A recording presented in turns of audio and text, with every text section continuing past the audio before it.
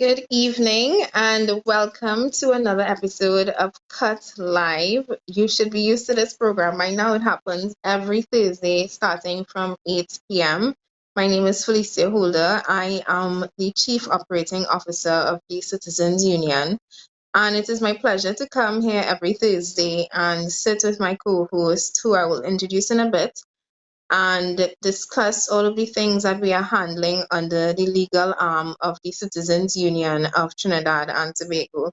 Now, for those familiar with this segment of CUTT Live, it is usually focused on two aspects. One, some of the work we're doing under the legal arm of the Citizens Union of Trinidad and Tobago, and two, the business affiliate section, which we usually do in the second half of the program, which today is going to be a special version of the business affiliate program. But I want to focus on the first half, which is usually a human interest story or a success story, something that we would have either resolved as a citizens union, something that we are currently embarking on, something and issues that we believe are human interest stories that we believe should be highlighted and should be public knowledge.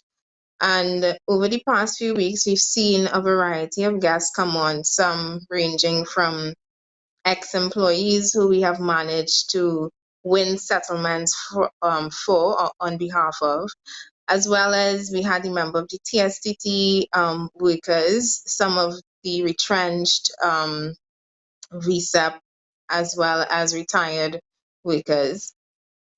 And last week we had an issue that cropped up on the Port Authority, a very troubling, well, the last 2 weeks, sorry, because last week we didn't touch on any issues really, but the week prior, we had a very troubling human interest story coming out of the port. And the trend is there if you're following it. There's a lot happening and taking place across Trinidad and Tobago. Every day, my phone, Philip's phone, Sati's phone, Ian's phone, it rings off of the hook, the CUTT phone, the business affiliate phone.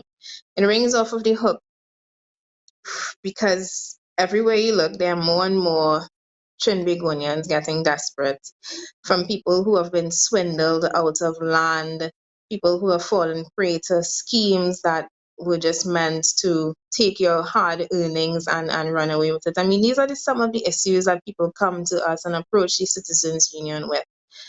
And when we say we are that barrier between public and private sector abuse, tonight we're going to hear of a story that unfortunately comes out of the education sector of Trinidad and Tobago, which again, unfortunately, has not been stranger to some of the corrupt and illicit activities that take place behind closed doors and under tables in Trinidad and Tobago. But it's even more sinister when you think about it from the perspective of education. Tomorrow's SEA results, and that's actually why Ian wanted to touch on this specific show. The matter is an SEA-related matter. But something so pivotal and so critical as education and educating the minds of Trinbagonians, even that we can manage to corrupt. When you think of it, education, they've preached to you from a young little black boy, go to school and learn. They've preached that education is the key to success. Yet so many are denied access to proper education in this country. But that's another rabbit hole that we can go down. So we have another avenue to explore tonight, and I would allow Ian, who I would introduce now, Ian, to come on and introduce our guests as well as the story that we're going to be unraveling tonight as the Citizens Union, exposing on behalf of the member. Ian, welcome to the program. Beginning to see my days at this show numbered. All right, so I'll apply for my original position to wash the windows and stack the chairs. But why? Just so? You're doing a very good job. Oh gosh. Okay. If anything, I've learned from you, Ian. I've learned from you guys. Okay, thank you, Felicia. All right. Felicia spoke about not having a show last week, and I got a few calls what happened to the show last week, and I got one from Abigail Date. She was a person that Felicia referred to at the port who had some issues that we raised on episode 4 on June 9th. And I thought we owe you all an explanation as a family. So, an hour before the launch of the program last Thursday, Command Center sent us a note over the intercom stating, Houston, we've got a problem.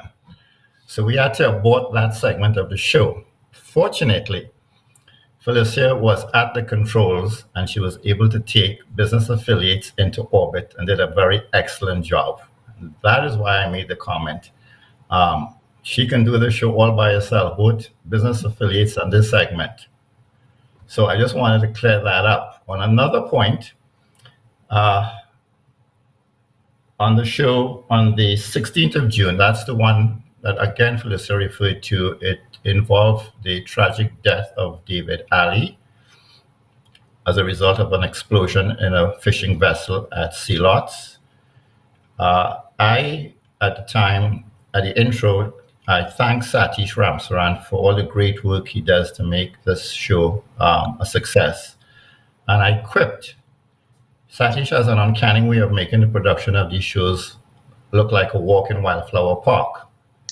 Now, for those of you who know Philip, he is one that is slightly competitive. So he has removed Satish from production of this show to go on to compete with us in another show called Rum Shop Talks. Now, for those of you who have been whetting your appetite with the parliamentary channel, I think you need to move to Rum Shop Talks. It's 100% proof, and there is no speaker to interrupt you while they're chatting. So check it out. That's a plug for Rum Shop Talks. Now, if Satish is not with us, who is with us? Well, we are very fortunate to have Daryl Nath. He's at the controls behind the scene making this show happen. This is his inaugural flight into orbit with CUTT Live, episode 7, CF Confusion and Nepotism. So I just want to get that out of the way so you'll understand a little housekeeping that takes place behind the scenes. As I usually do, all of the show may not be that applicable to it. CUTT, or Citizens Union Trinidad and Tobago, is not a labor union and it's not a political party. It's exactly as Felicia described it.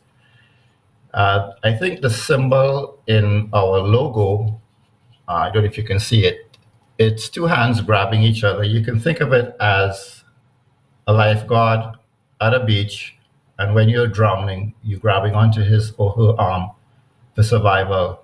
And that clinch fist there is not one of defiance, it's just one of survival. So that's what the logo symbolizes. Having said that, we're going to get into a discussion tonight with our guest, Simon Kisoon. And if Daryl, if you can bring her on. Good night or good evening, Simon. How are you? Hi, I'm good. Thank you. Good. It's a pleasure to actually chat with you in person. We have had a few conversations on the phone. They've been all interesting and very engaging.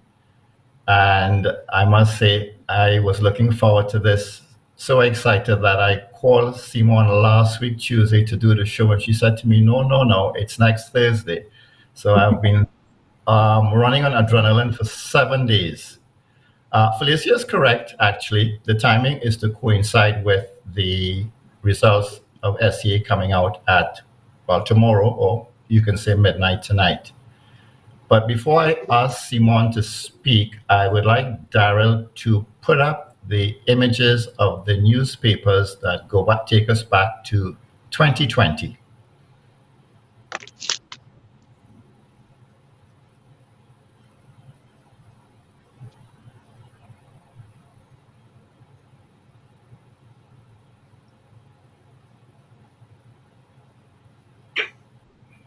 Thank you, Daryl.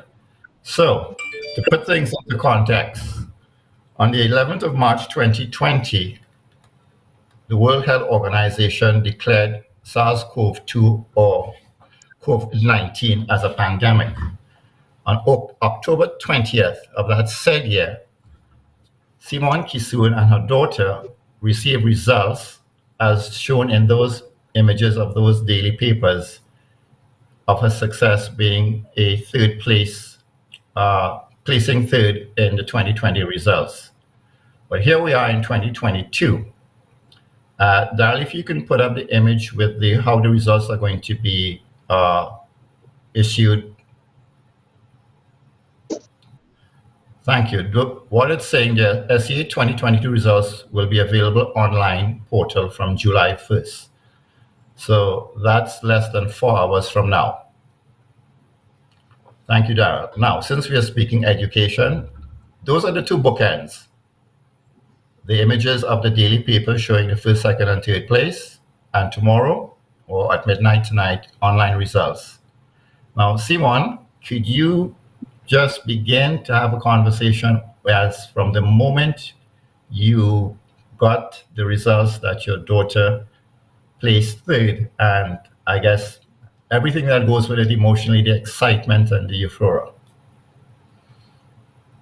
Sure. On the morning of the results, I was just informed by the principal of the school that Sushmita may be asked to go to the Ministry of Education later that day after results. We weren't sure what were the results or what it was regarding. So we made our way down there after receiving her results. And it's at that session and that gathering where they called out the first, second, and third place students of that year's SE exam. And that's when we realized that Sushmita was placed in the third place. So it was an exciting day for her. It was full of anticipation. We didn't know what to expect. There were 10 students who were honored publicly at that celebration on that day. And, you know, a lot of press and a lot of awards were given by a lot of corporate sponsors. So it was an experience, really nice for her to be a part of it. It was a surprise for me, for all of us, to know exactly why we were summoned to there, where we found out the results. Excellent. Okay. What school did Sushmita attend? She went to Gandhi Memorial Vedic School. This is in Arangwes.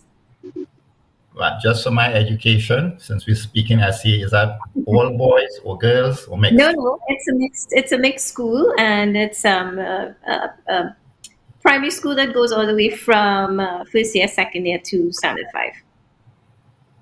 Any reason you selected that school? Sorry? Any reason you selected that school from a primary level?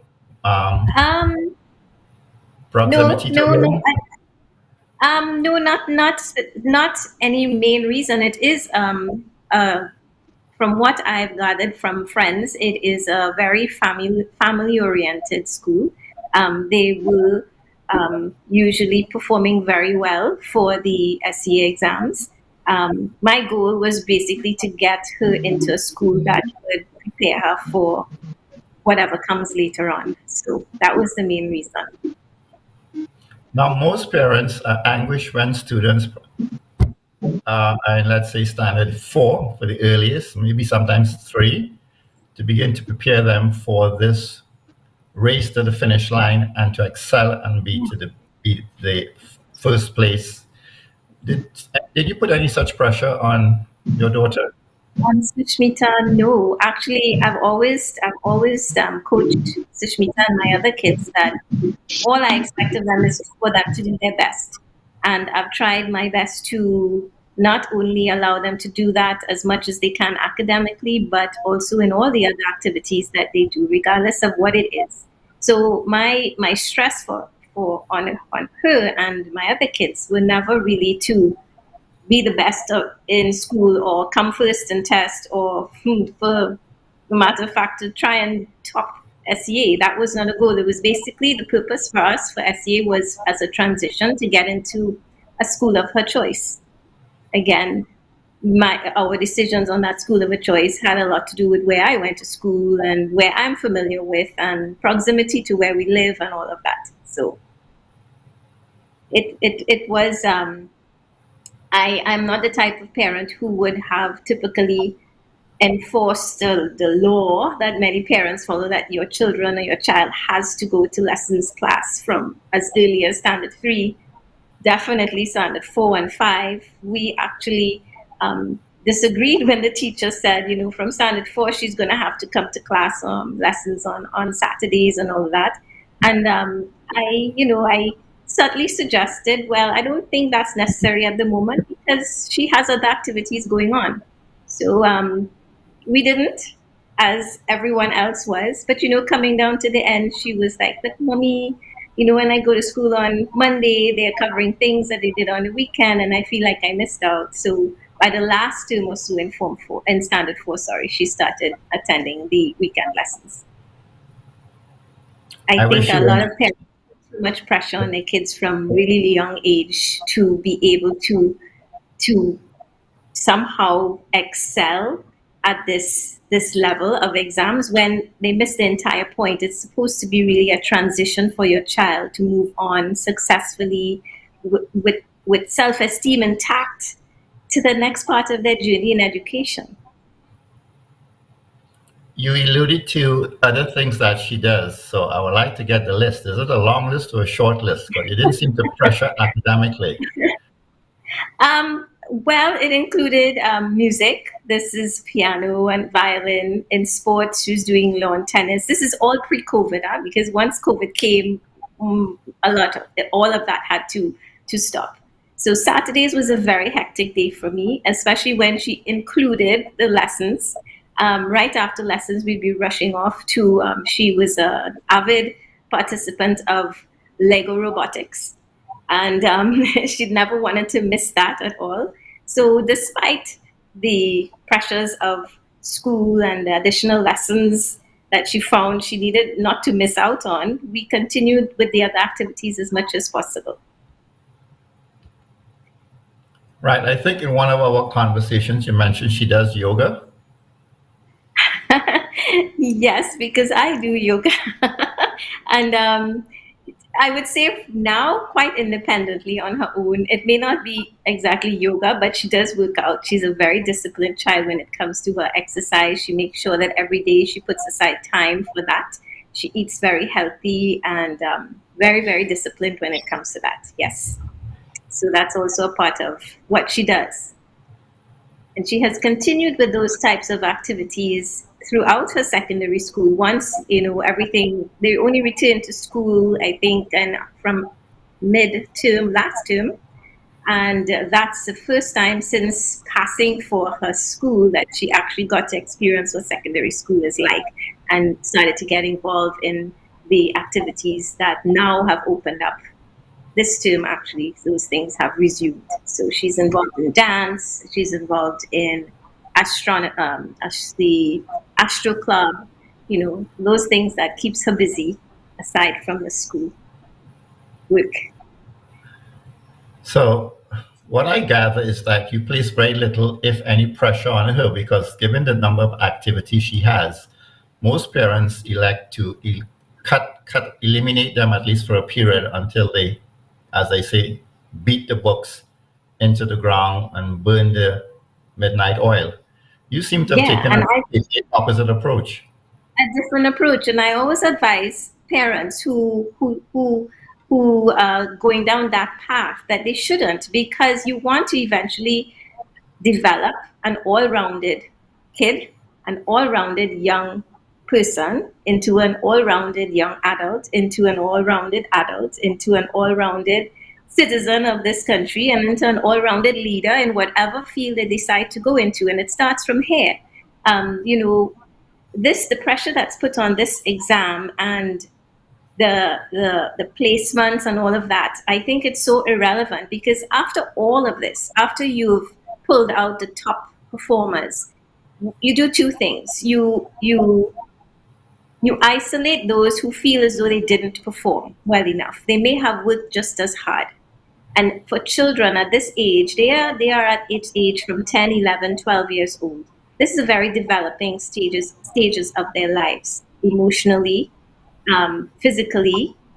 Everything about them is developing. So when they are put in this position in that they feel as though they haven't done well enough because these people are getting all the recognition for doing well. I'm not against the recognition. What I'm saying is that it should be done with a little bit more tact, considering those who have not been able to meet up to the high performance, because every child is different. Every child learns differently. And this is why I will always advise parents, don't take your kids out of activities that bring them joy. If they belong to a football club or a cricket club, or they're swimming and all of that, at that age they need that kind of development as well. They shouldn't have to chuck that aside until they're 13, 14, because you realize at 13, 14 they're no longer interested in those things, and they've missed out on the opportunity to develop by taking part in those activities. So it's not fair to them to simply cut all of that out for them to focus on the studying for what? At the end of it all, I ask myself this all the time. That recognition that Sushmita received, how has that actually benefited her in any way in her performance in secondary school? It hasn't. The same performance and the same attitude that she's developed from primary school continued with her into secondary school. There is no piece of paper that she would say, lift up to the world and say, listen, I was third place winner, or I was in the top 10 of SCA. Locally or internationally, that is null and void. It means absolutely nothing, except it is creating a mindset in these children's heads that either I am good or I'm not. And that's certainly not what I would support. I am supporting at all. You spoke about achievement. She was identified as a place third when your results were announced in 2020. But while I sense you are not focused on results at the expense of the development of the child, she did fall off the radar in terms of a recognition from a personal perspective. Did she share that with you, how her name just came off the radar?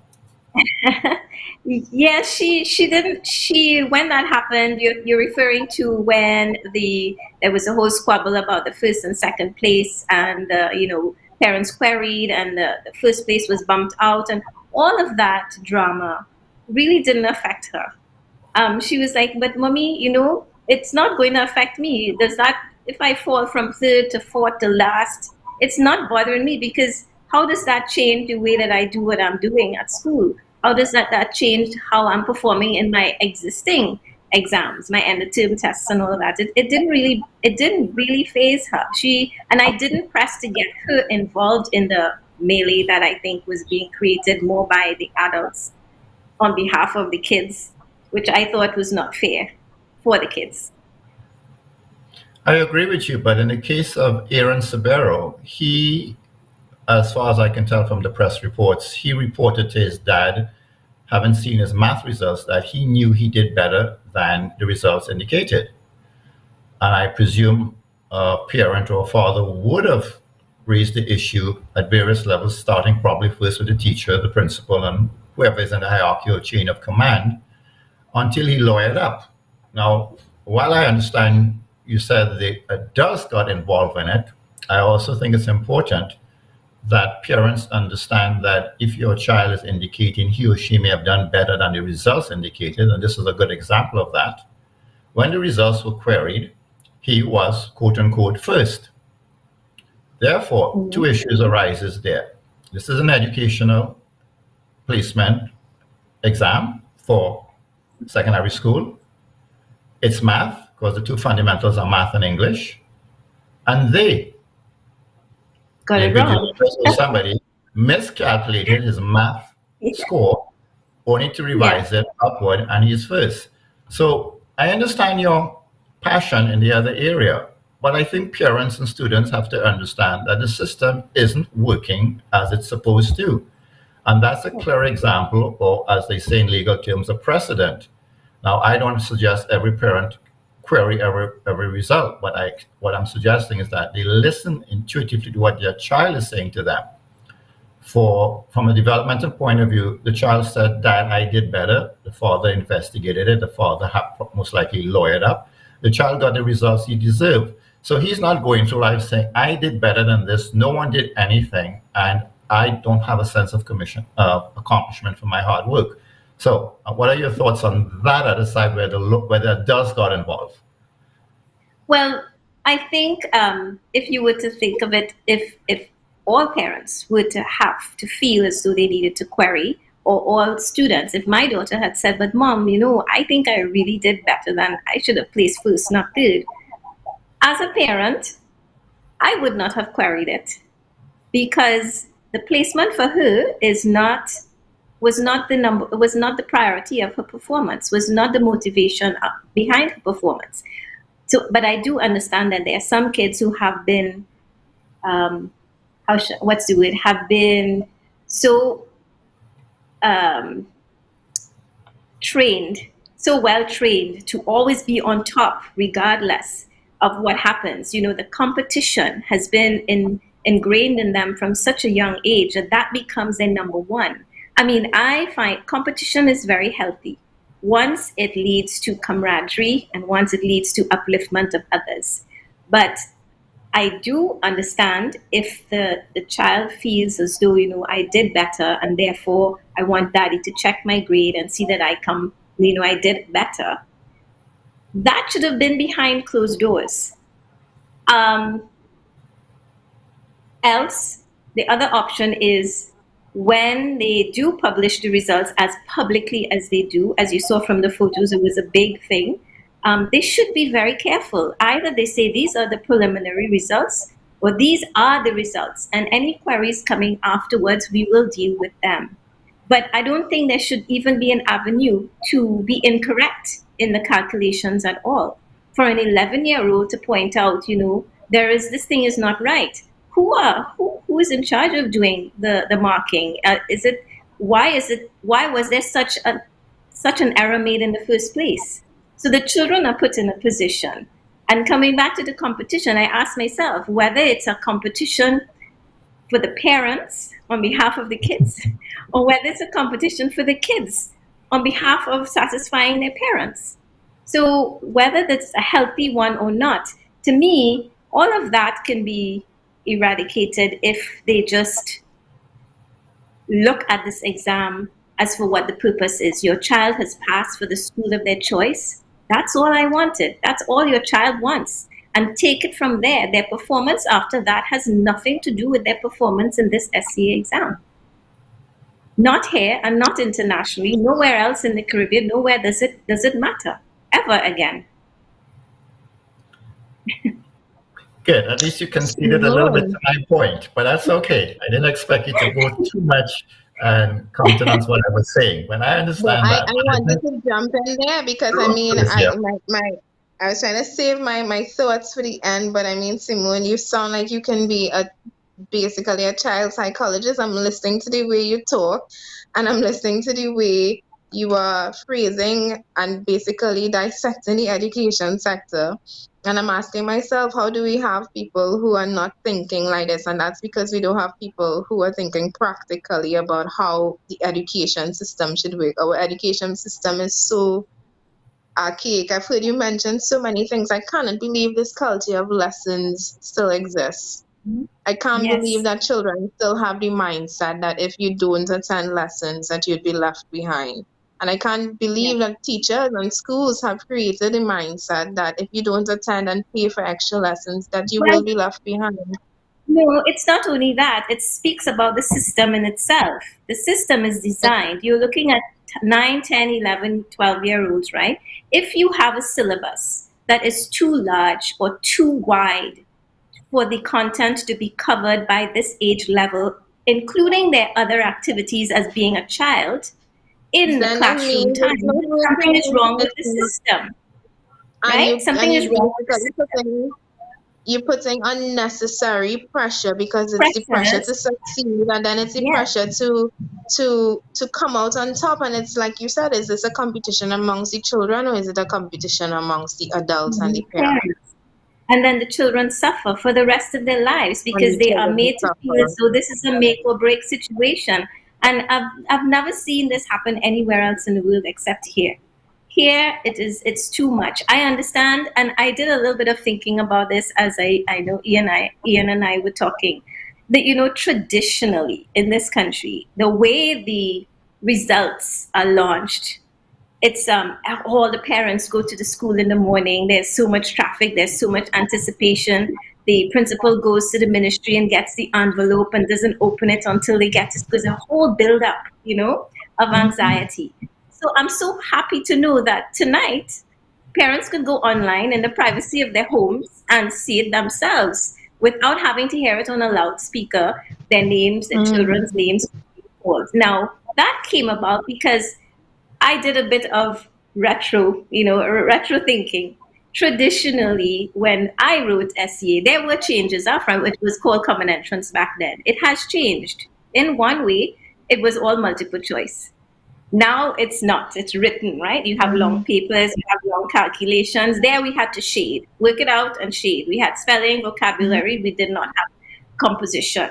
But traditionally back then, I'm talking about maybe this will give away my age, but means so 4 decades or so. 4 decades or so has gone since then, I right? know Common Entrance, so don't even try that. I was the last year to do Common Entrance actually, so I know what Common Entrance is, and I know about shading Right. those A, B, C, D answers. Right. And when in doubt, take C, right? So, but what I'm saying is that I'll never forget that. in those days, remember parents and our grandparents to be able to get a good, what they call very good quality education. You had to pass for one of these so-called prestigious schools, right? Versus the government school. And that as well sets a mindset up to today that something is wrong with the other schools. And it's only these other schools, the prestige ones, that is worthy of kids who work hard. But that's not true. But the point I'm getting at is that traditionally, because there was, if you look at the accessibility of our parents, grandparents, and even their parents to schools, it was limited. So there came a point in time where there is a generation who had the opportunity now to get into a school that perhaps for the first one in the family, you were the one attending such a school. So it was a big thing. It was a big anticipation. Culturally, it became a tradition for the announcements on the loudspeakers and, all the celebrations. But 40 years after, we shouldn't be doing it the same way. So all that hype has gone. We have had generations of parents who have attended the same school that the children are attending. And the how should I say, the novelty has worn off. Therefore, that kind of first, second, third, top 10, top 100, top in your village, or, this one did better than that neighbor. It's no longer about that. It's about now making your child take the next step into their education. So culturally, I think we're a little bit on the right track with trying to limit the hullabaloo around the results that come out tomorrow. But I think that's one aspect of it that definitely I'm glad to see that they're covering. But Ian would probably want to jump back in at this point. But you came on the show apart from your daughter. Carry on first, yeah. Pardon? You carry on. I was going to say, apart from your daughter placing third, she was also, as one of the SEA results, there was an incident that took place. Apart from the young boy getting incorrect results and then finding out he placed first, there was also an incident, and I think that alludes to the nepotism in the title of this episode, Sea of Confusion and Nepotism. And of course, I have to thank Ian for that play of words, C, S-E-A, and a Sea of Confusion. But the nepotism aspect of it, and Ian, I really want you to take guide us back on this track, because I think that is a part of the program that we really would need to uncover, because I did allude to the fact that it's in the intro that it's so very unfortunate that even something as crucial as our education system could be hijacked for political gain. So if we could just touch on that aspect a little bit. All right. We have a little way to travel along these seas before we get to that shore. So, Daryl, could you put up, for the benefit of Simone and her daughter, the presentation of the laptops And the one with the yellow tie is the mystery person.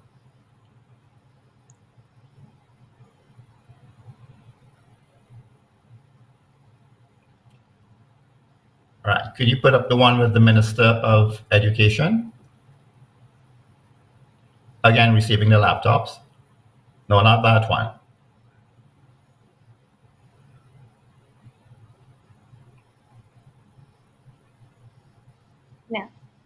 Yeah.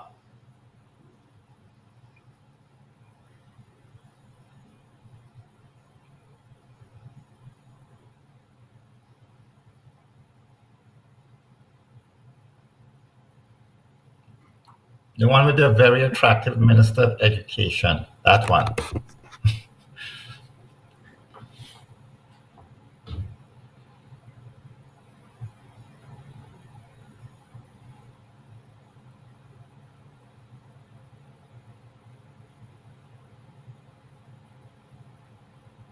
Okay, so while Daryl is looking for that one with the minister and the top three placements receiving their gifts of laptops, I know initially when we spoke, Simon, for all your pension to be above the fray, right, that's the one.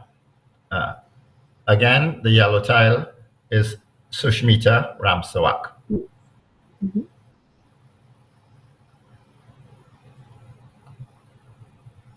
Right, and I think there's one more, again, with them smiling and elated and ecstatic, notwithstanding Simon's utterances.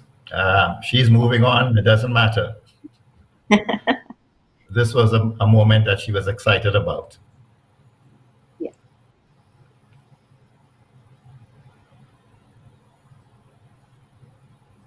Right, so to go back to my intro, I told you this was an inaugural flight for Daryl. So he's learning to master the controls, but we will tweak it as we go along. But having said that, we can probably move a little bit along unless he gets it in a couple seconds.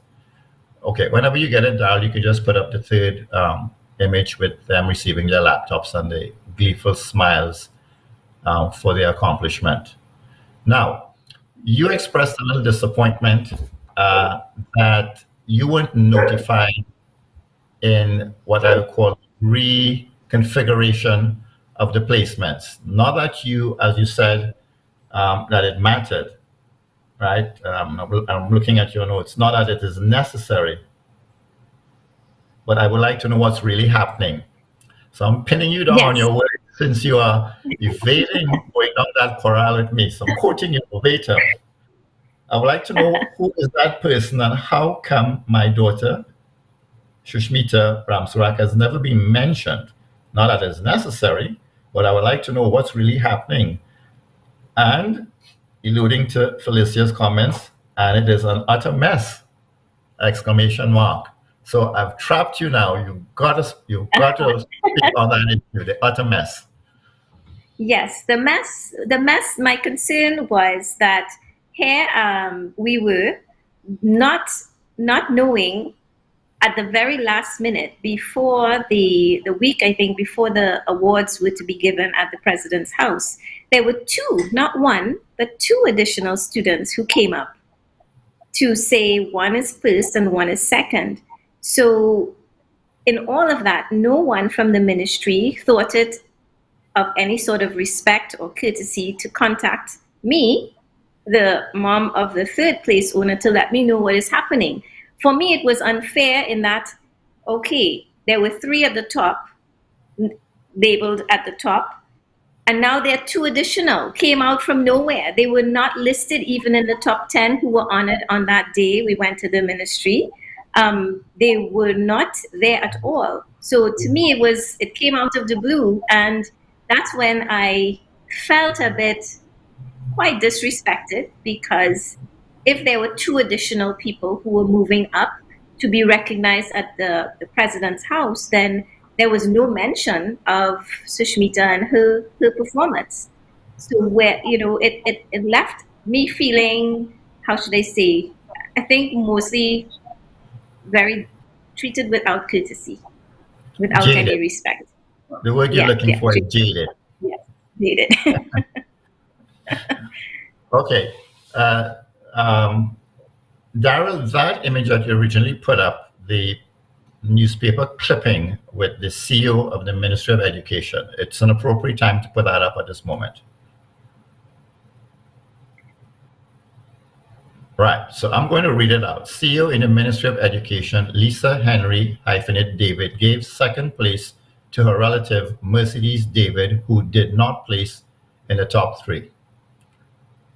And you can see Amira Bikhu, Aaron's Subero, that's the parent who had a request for the recalculation of the math results, and Anjana Dan Silva, who was originally second, which is referred to as silver at the President's Awards. And out of the blue, like in a sea, there shows up Mercedes David. Right, you can take it down, Satish. And there is relative Miss David in that photograph. So that's the second part of the title of the show, Nepotism. And that's what you just alluded to. So something is wrong somewhere. So while you indicated earlier, parents seem to be competing with students and students competing with parents, and there's a unhealthy competition there. And yes, maybe lowering up should take place in the background, but I would say lowering takes place in the open seas when you've tried all quietly and discreetly in the background, because none of those conversation or letter writing is actually acknowledged. It's when you lawyer up, you get a response, and they got a response. I'm not advocating that, but it's to demonstrate again to children, speak to your parents, and your parents have a right to try to get the results that you deserve, whether it is fourth, fifth, or sixth place. It's and even if I knew that was going on, that there was another student coming up to get the second prize, then I would have queried it on my own. I could have queried Sushmita's grade for all purposes. Who knows? She could have ended up in first or second place, or lower even if it was queried. But I didn't have the opportunity to even do that. And I understand your if I wanted to, I didn't have the opportunity to. Yes. Okay. Darren, could you put up the photograph with gold and silver, including Mercedes?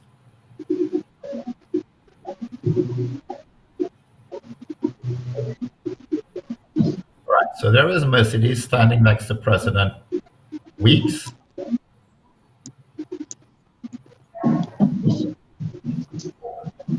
And there is the Sparrow and Amira Bikhu, who quote unquote tied for first place for gold.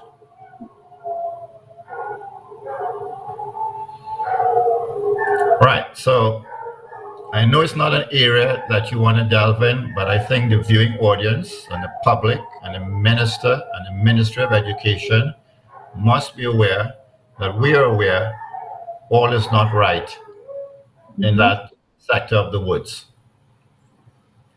Right? We're not here to cast aspersions. That's a publication. We didn't come up with it. It was in the public domain.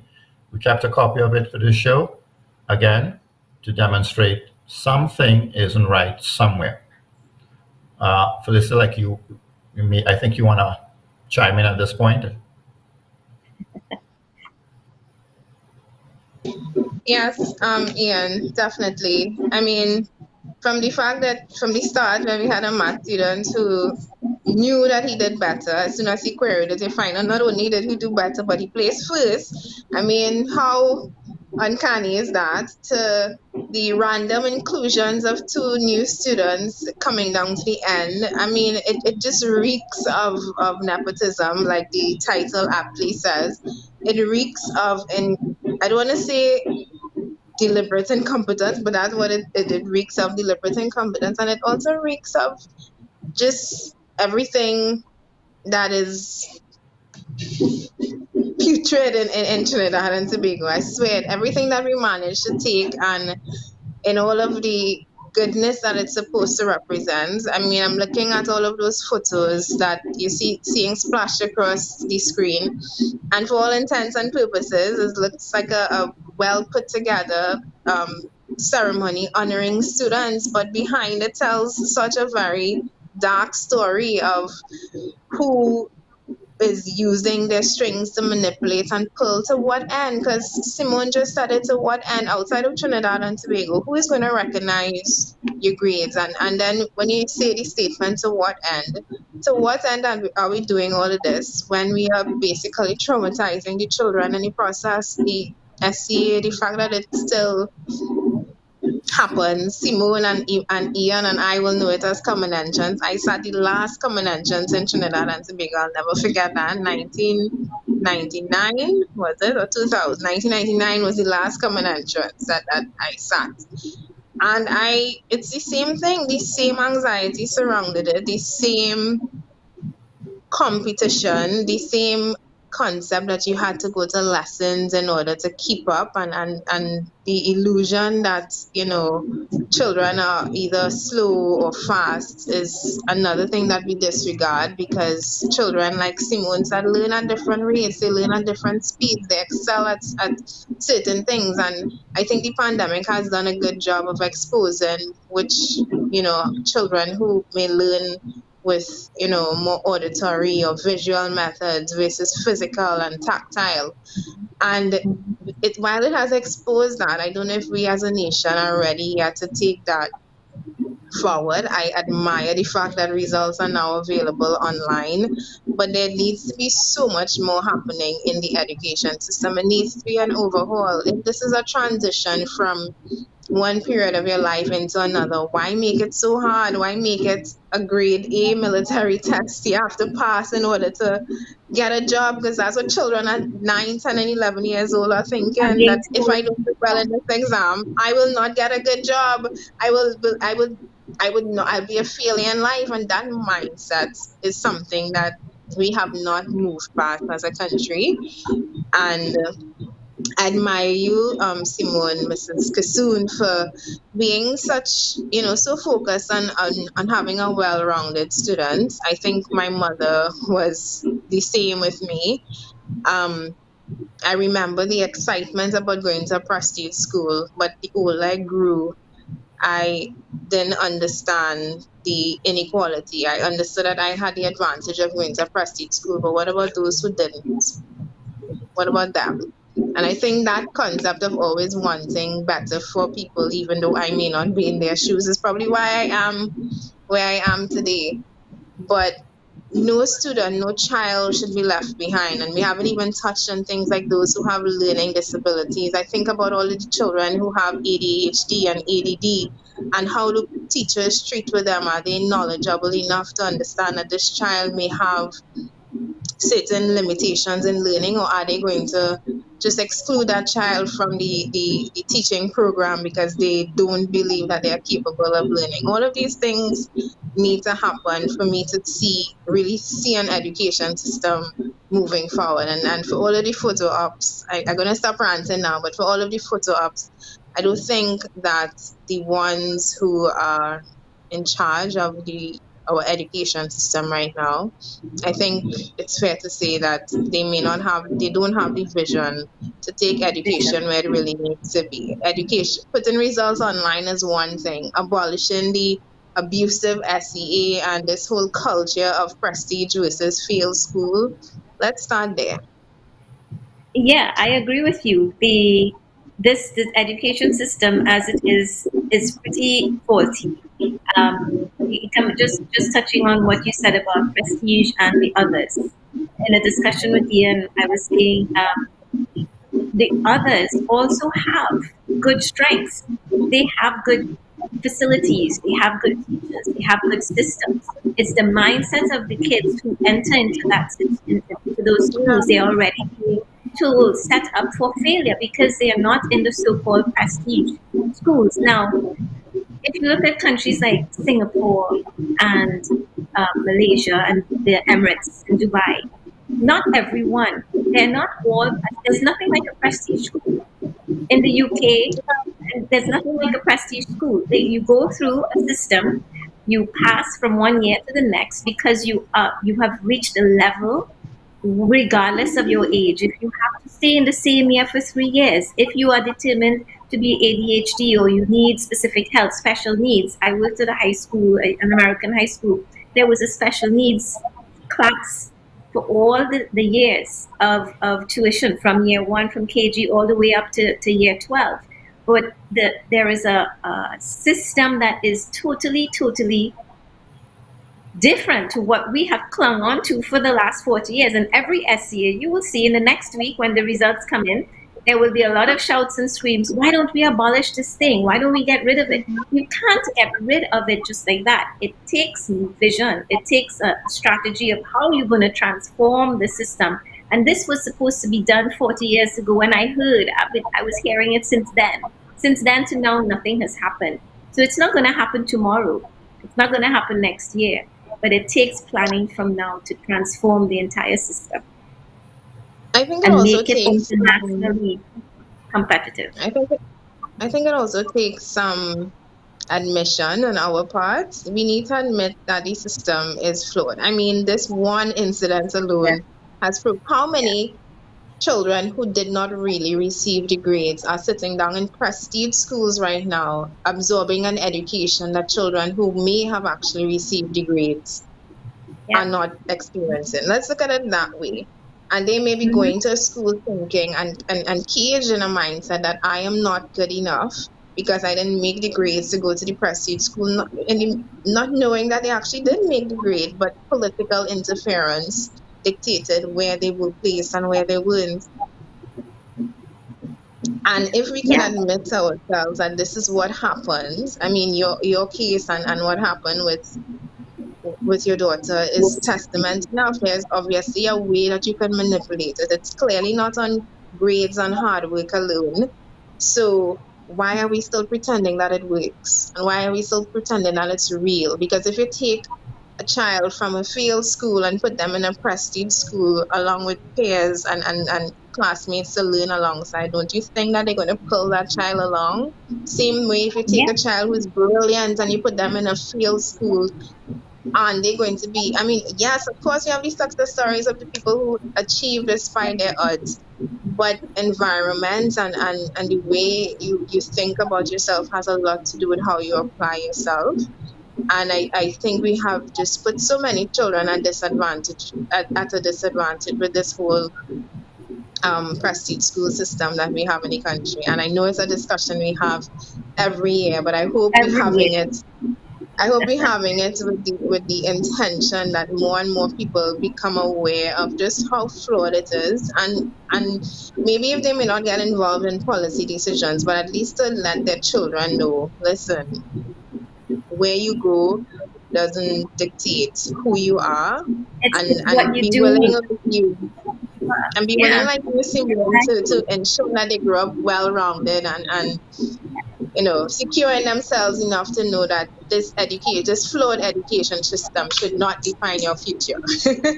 No, it doesn't. And I like to look at why things are the way they are. And the whole story of the prestige school goes back to history again, with the accessibility to education. Most of the so-called prestige schools are the denominational schools, right? Related to some religion. So back then, it was those schools that had the attention until the development of the government school to make sure that no child fell off. Every child got access to education. And that, again, has not changed. The mentality has remained the same, that those schools are the better ones. Those are the ones that you want your kids to go to. Why? Because maybe it was like that 40 years ago, but not necessarily the way it is now. Because there are other government schools who perform just as well. If you look at what the scholarships are saying, you would see scholarships at the upper levels happening, leveling off, not necessarily these prestige schools. So again, it's mindset and what the leadership is continuing. No one is making an effort to change it, and we need to change it with the kids. You are taking a young one And once you destroy self-esteem at that age, it sets up, as I said, as they go through life in this country, until we have citizens that are really not properly, not educated, properly prepared to handle life because they were destroyed at such a young age. You know, it's yes, it's a lot of psychology, but that has to come to play in education. A lot of it has to be considered. I just want to make one last comment before I hand over to Ian. As it pertains to the nepotism aspect of what we heard tonight, I do want to say, and I have to say this, that for whatever it took and for whatever the reasons were done, I hope that the adults, because this had to have been adults' decision. I don't want to believe a child threw a tantrum and say, "Mommy, I didn't make it into the top three, so go and get the minister to change my grade." I don't think that's what happened. I think some parents, some well-connected parents, plural, they made decisions and they pulled strings. But I want you to think of what you have automatically created as the karmatic future for your child. You have basically showed them whether they know what happened behind the scenes or not, but you have set them up in such a way that they are bound to live a life where they take the easy way out or they take the sneaky way out because that's what you have created for them. What have they learned from this incident other than if I know people or if my mommy or daddy knows people that I may be able to get into certain positions? And I'm not saying that these children didn't perform or they didn't do well, but to go through such an extent to say For what? and to get for what exactly for what it not only leaves a bad taste in my mouth right now, but it says a lot about the individuals themselves. And to use children in education as a pawn, So that this it is really where I can tells you ask the about question. some of the people that we have outside there. And the question is it a matter of face? Is it a matter of competition? Is it the parents, competing on behalf of their kids? And the poor kids are the pawns in the game. I don't know, and I want to believe again. I'm sure that these students performed. I'm sure that they And they like are any other innocent. Huh? They student would have worked went through the hard. They would have yeah, gone they through went through the the pressure like process. everybody. Yes, and I just everyone don't else. understand why adults think that they need to interfere in everything that children. Again, you're This is setting an why, example. yeah, this is why I say if you're doing it this way, do it correctly the first time. Don't make your errors. If this is how you want to proceed and you want to establish the competitiveness, maintain it as first top 10 or first 100 or first 200, make sure you get your calculations correct. No, Don't if you leave make a room for mistake, be error. transparent in the end. Yes, Tell you at the deserve to end of know it. you as a So parent to and be you safely, don't leave out one that you recognize before and bring those who were never seen before. That is the unfairness. I understand you have to take also the child's perspective. Yes, the child worked hard and they deserve better. Okay, but what about the other kids? What about the others who were part of the process as well? and the precedent that you're going to set going forward. Yes, yes, Yeah. yes. All right, that's it for me, Ian. I mean, I think we would have thoroughly disseminated this, or at least on my behalf. The fact that we, were able to expose this matter so close to SDA results, I think is a good thing. I think for the parents who might be watching the program and might be a little nervous about tomorrow, it's a good reassurance to know that no matter what your child does or how they place, that it really comes down to you and the level of attention that you give to them and their education, no matter what school they pass for. Whatever, yes. You need to instill in them that it's all up to them. And no matter, this SCA has created a psyche that it's all about literacy and numeracy and conquering that. But there are so many kids who are strong, they are creative, they are talented, they are performers, they are singers, they are musicians, they are artists, they are entertainers, they are just fun loving, there are so many different strengths. And unfortunately, because of this mindset of make or break, because you can't do the area and square footage of this rectangle, you can't write a 9.9 out of 10 essay, that you're not worthy. And that to me is the message that I would like to leave for the parents who are receiving the results from tonight into tomorrow. Wherever your child decides to or has the opportunity to go to school, ensure that you promote their strengths and don't base it just because they got a low mark in math or a low mark in language or the essay writing. It's not about that. It's about finding out what your children's strengths are and doing whatever you can to continue to promote that, whatever it is. If they like fishing, invest in that. Let them become the best fishermen. Let them know how to build a boat, how to fix a boat, how to create the new innovation in nets and hooks and whatever it may be, so they can become the best of whatever their strength is. And that is the type of citizens we should be developing in this country, not the ones who can just read and write and regurgitate and add 2 plus 2. Well said. Okay, so I just want to read a few extracts from an article published on the 15th of April 2022. It would be remiss of me if I didn't take this opportunity to mention it, because I wouldn't have another opportunity. So, referring to the Sabero issue, and I must apologize, I have to turn sideways on another laptop, but I have it on a web page open up just to read it. The issue was finally settled, referring to Sabero, with the ministry awarding both pupils first place prize of the President's Medal Gold. Shortly after, the Express contacted the parents of Shia McIntosh, a former Curup Presbyterian primary school pupil, who said their daughter had a similar experience and is yet to be recognized. The pupil, who now attends St. Augustine Girls High School, originally received a composite score of 251.37 after writing the exam last year. The results slip showed grades of 2020 in creative writing, 98.44 over 100 in English language, arts, and 86.67 out of 100 in mathematics. Speaking with the Express, the girl's father, Marvin McIntosh, said his daughter, one second, there's just a jump there. His daughter was skeptical about her mathematics grade. That's coming up for the second time. He said he did not intend to query the mark, sounding like Simon, probably know him very well, but was insistent and confident that she had performed better in the exam and could not understand where she lost the marks. It goes back to my point, and I don't want to clash with you, Simon.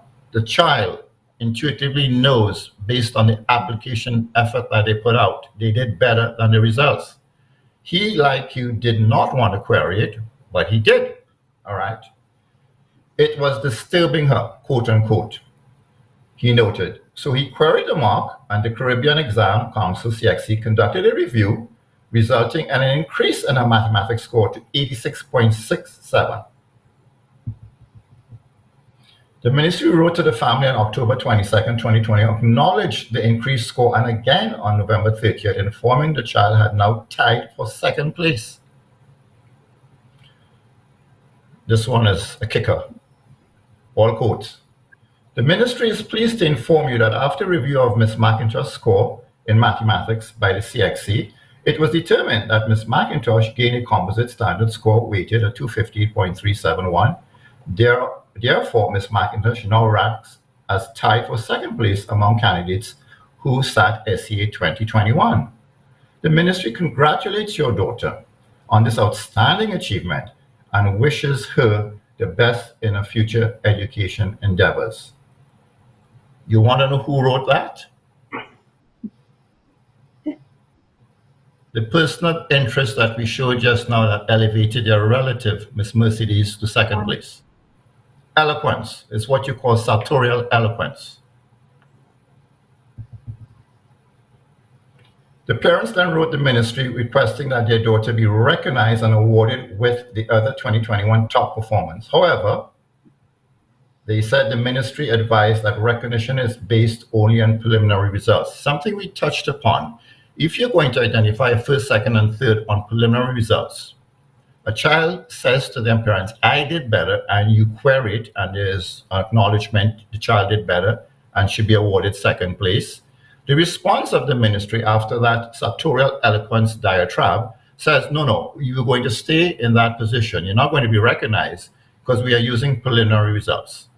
Now, if you had preliminary results at a doctor, I think you would want to get a second opinion before proceeding with the operation. Here, they only want to rely on preliminary results, not the substantive factual results.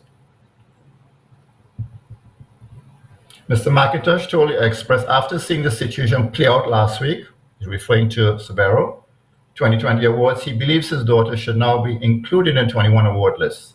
In light of the current events, we are again asking for equitable treatment, including that she received the President's Medal Silver alongside the other top two students. If it is being distributed, she is disappointed because she worked hard. She was relieved when she saw the marks improve, but it is a disappointment notwithstanding to be recognized as other students, he said.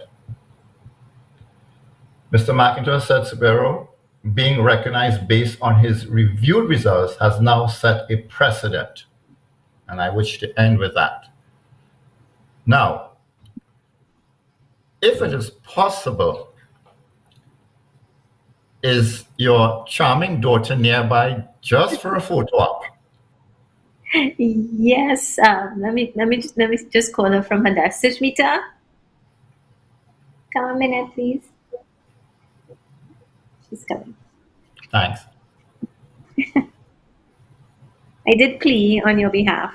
I appreciate it, and she's on my Christmas list. Here she is. Come. Hi. Hello, good night. It's good to see you in flesh. Good evening. How are you? Good evening, Sushmita. I'm fine, thank you. How are you? Very good. We had a nice, spirited conversation with your mom. She spoke highly of you. I think you're the closest I may have come to a prodigy. The multiplicity of things you do and still excel academically is just phenomenal. I have a son, his name is Gianni, he attends Tremont College. It's a good school. And I think I want to invite you and his mom to come and speak to your contemporary age students to let them know how to balance things and still achieve scholastically, and do well in school. For all that is said, it is still geared towards regurgitating to an extent.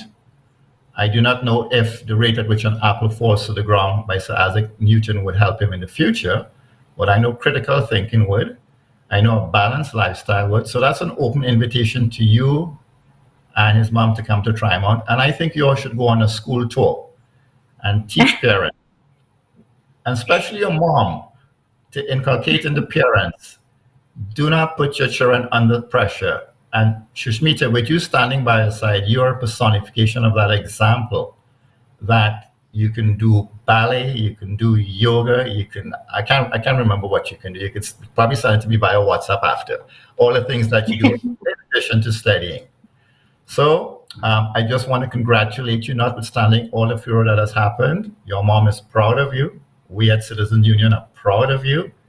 And I think tonight is a good night for you to be present on this show with your mom, because you're going to inspire all your contemporary age students who tomorrow and the day after are going to look to you as a beacon of hope and light, that the grade I got doesn't define me as it hasn't defined you.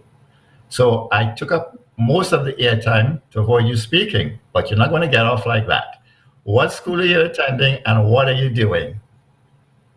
Well, I attend St. Joseph Convent in St. Joseph, and right now I honestly almost forgot that I placed third in the country in SCA, because it didn't affect me that much. Like, yes, I was proud of myself, but in terms of how I'm doing in school right now, I still try my very, very best, and I don't let that affect how I do.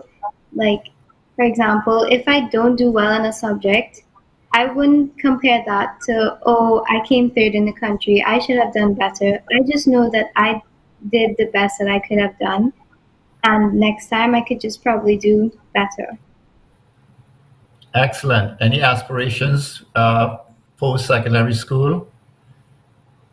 Well, I wasn't too sure about it, but I am interested in physics and astronomy, so I would like to be an astrophysicist or something along those lines. But if not, then anything that comes in my way. And do you know, Sushmita, before you began to speak, I almost interjected to ask if you'll be interested in SpaceX, but I bit my tongue and then you mentioned astrophysics. So I will suggest to you, you go on YouTube, Neil deGrasse speaks very eloquently and in simple language, and of course, the late Stephen Hawking's. Once you bite into those two, I think you will be at SpaceX. I don't know why I had that premonition. That's where you should have gone. I wasn't thinking medicine. I wasn't thinking the traditional type path. Not based on how your mom raised you. I didn't see you falling into those niches. So I was correct. And I think you would do well. Neil deGrasse Tyson is brilliant. He's just fantastic. And the way he explains things, they say when someone can explain a complex topic in a simple manner, they have a very good comprehension and understanding of the topic. And he does. I want to thank you for coming on. I know the stage fright is probably building up and you want to go back upstairs and relax. But thank you so much for coming on. I pleaded with your mom today. We entered a pact, a negotiated pact, and she has fulfilled her pledge to me. And I thank you very, very much. But the offer to go on the speaking tour is open. Please consider it. Thank you very much. It's nice to see you and congratulations. How is the HP laptop? Working well? Yes, I use it every single day. Okay. At least you got a good working tool out of all of that fiasco. Again, thank you very much. Okay, back to mom. You're welcome. Thank you for having me. It was a pleasure. Thank you very, very much. Mom, congratulations for pulling that off. That might have taken a lot of you, but we at Citizen Union appreciate it. The other young students who are getting their results as of midnight tomorrow would look to this segment of the show, if not the first part, and see inspiration in her voice, her intonation, and her eyes. She can write an exam. It doesn't define her. She will just do better on the next exam. And I think that's the lesson you were actually articulating throughout the entire program. It's a conversation we had. If you have any closing comments, I'm just ecstatic that both of you appeared on this program for the benefit of the current students and maybe students of next year's SCA.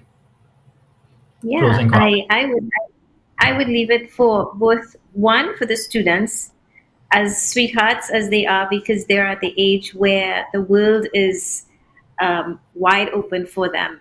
Don't sell yourself short. Don't consider this exam to be a make or break of your future. There's so much ahead of you. And to the parents who are in a position to uplift your kids, take another view. You don't have to follow the system because the system says this is how it is. It is us, the parents. If there is a change that is to happen, it has to start with us. If we say that we don't like what the system is doing for us, then you try to make a new one that's suitable for your child. Don't remove the fun, the development part from your kids' lives for the sake of just crossing this one jump, because there are several more to come. Love them, support them, and don't ever think that the school defines them. They all have strengths, and they will find their way once you are there alongside them. Thank you. In my next life, I want a mom like you.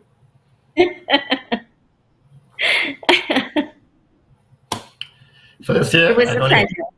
It was a pleasure. I don't know if Felicia has anything else to add, but you spoke very eloquently. I think parents are going to be inspired by your passion and your expression to love your children.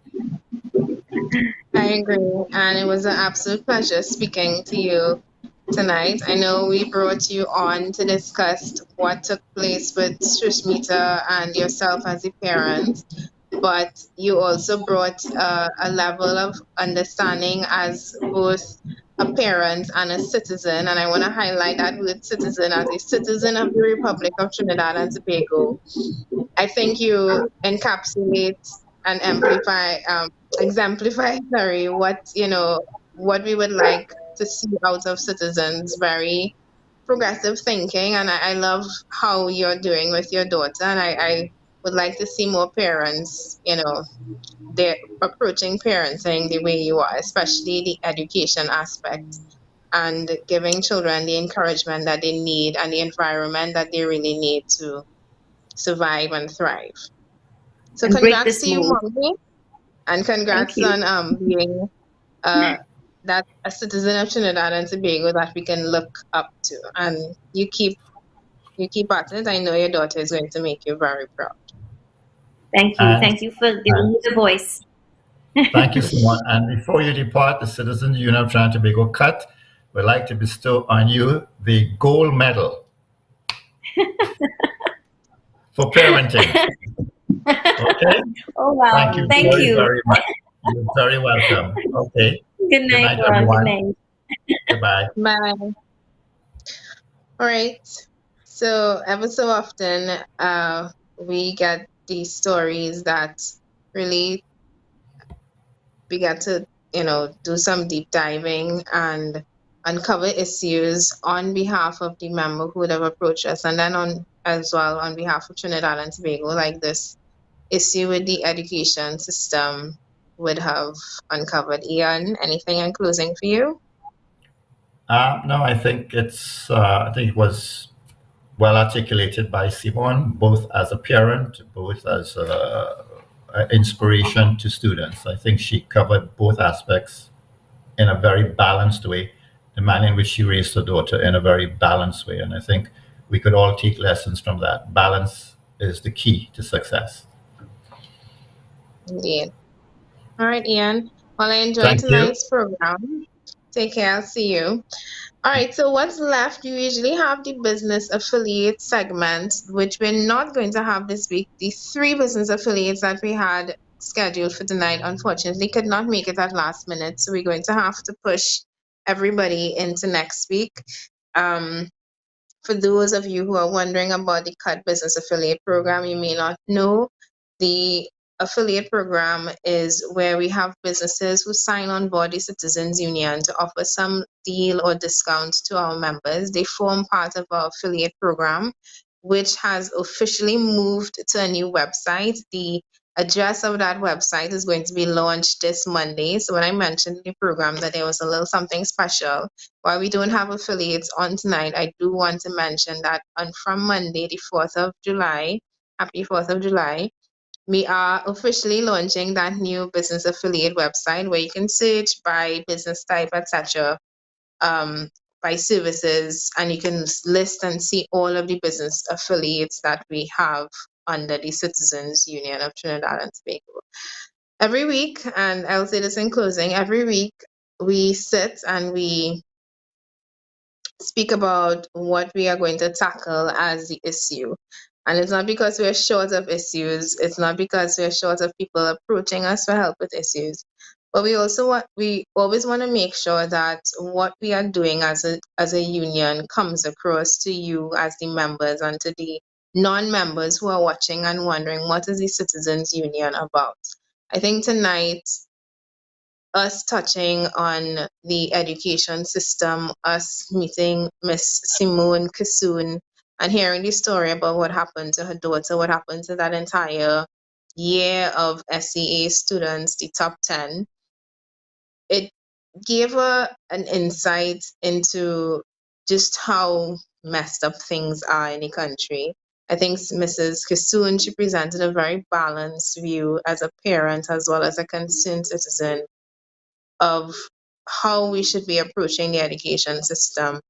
And that citizens part, I want to underscore it again, that part is so instrumental because when we formed this union, we formed it as a collection and it was meant to be a gathering of like-minded citizens. And the fact that she came to us with an issue, but she was also able to present a perspective that I think is very progressive, and it's one that I'm very happy to say that she as a member possesses. And I'm very happy every time I surround myself with people who are thinking a better Trinidad and Tobago. I think the episode tonight would have definitely demonstrated that.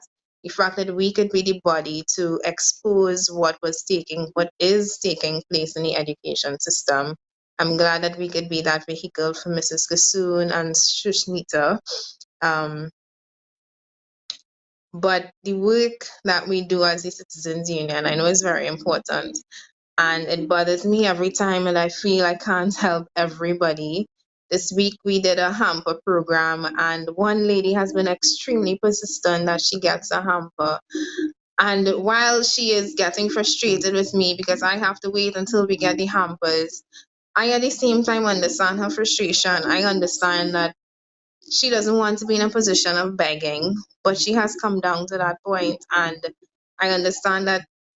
Well, what she doesn't understand is that she's one of so many other people who are caught in a situation and in a position right now where they can't make ends meet. And that is the very honest reality of where we are at right now. We have members, we have regular citizens, because of course this is a program that we can extend only to our members, but of course we're getting calls from everybody else who would like to benefit and would like to get a hamper too, because these are just honestly difficult times.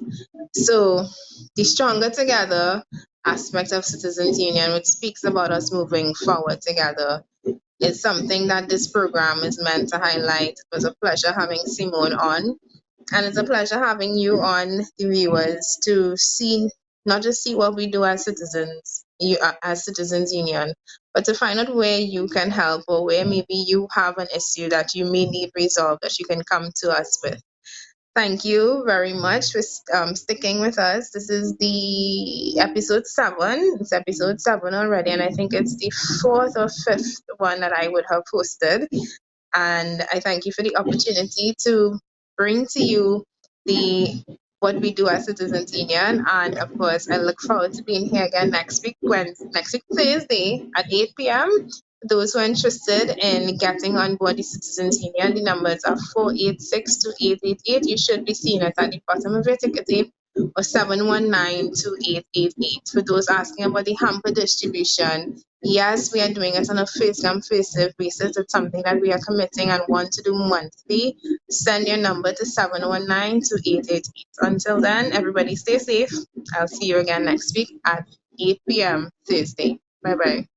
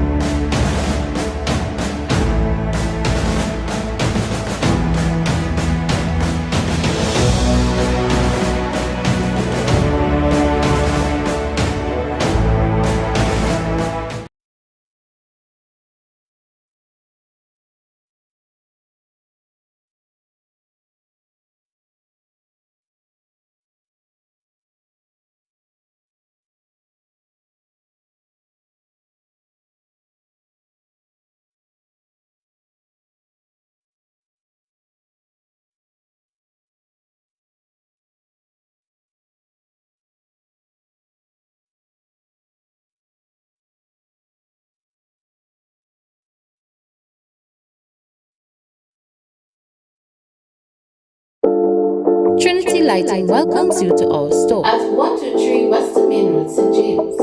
Trinity Lighting carries a wide range of bulbs such as incandescent, halogen, CFL, and LEDs for any application. We are specialized in light bulbs and parts for medical, marine, residential, and commercial use. Contact us today at 868-628-8373. Our professional team is ready to assist you with all your lighting needs.